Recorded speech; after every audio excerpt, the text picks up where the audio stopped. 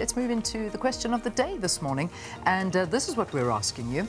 So I think by now you would have seen the events that unfolded outside of the Wits University yesterday on the streets, and just generally the movement that we've been seeing bubbling this year and previous years with regard to universities. And this is what we're asking you now.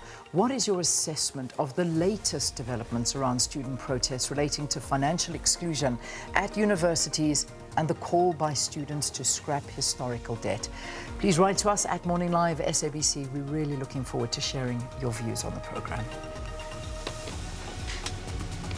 Right, moving on to those trending topics now, and no surprises, looking at the first two. First up, hashtag Wits protests and hashtag fees must fall. So Wits protests because of the murder of a bystander, not a student. And when the story first broke yesterday morning, there wasn't any clarity as to who the person was, but it then emerged that it was not one of the students. It was in fact a 35-year-old man who was coming out of a clinic on the street where some of the students had gathered, and he was shot and killed.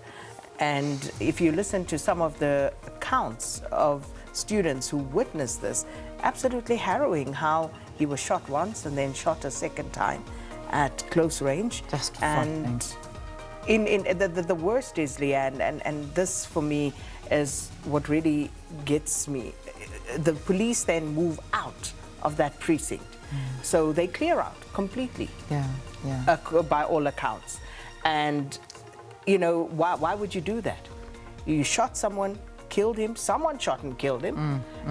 Why do you not stay there to try and, you know, figure out what to do next, try and find out, you know, what unfolded, clear out, and then come back later with nyalas and what have you not.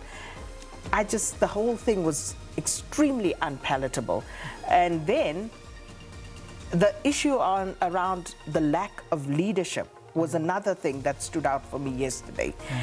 Amidst everything that is going on, later on in the day, it was at 14:26, that's 26 minutes after 2, the finance minister, Tito Mboweni, tweets, "Beautiful skies in Johannesburg. What a beautiful country." Are you kidding me? Yeah, in and amongst all of this.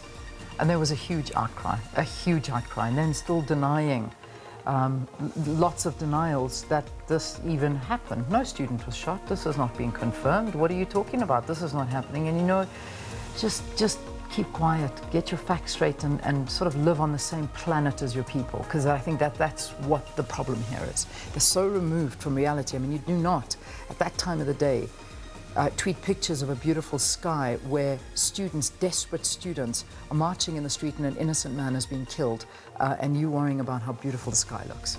It's a huge worry. But this is what unfolded yesterday. I mean, I'm not sure if many of you have seen, and it's all over, and I know that the SABC had it, the actual CCTV footage that was doing the rounds, and you actually saw exactly what went down. I mean, to watch it is not, it's not pleasant viewing, it really isn't. But I mean, you just see people standing around innocently, they weren't even students, and the next second, these police rush in and open fire. And I mean, you just see people falling to the ground for protection, and then finally the gentleman who was shot then gets up. He's holding his packet of medicine because he had just come from a doctor's appointment, and the next second you just see him stumbling and falling to his death.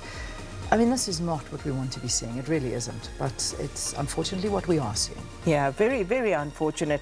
The Wits SRC also capturing what seems to be the 35-year-old deceased's last moments. Yeah. Very, very sad. Really that's tragic. Exactly what it was. So anyway, these are going to continue to dominate. But protests, fees must fall 2021. Important to say, Leanne, is that this is not confined to Wits. Not at all. Definitely not. This is a nationwide protest by students yet again. So it's not just about Wits, but just highlighting why the Wits situation has escalated to the top there. Absolutely. But it's a broader question about historical debt, about exclusion, about funding for students at institutions of higher learning.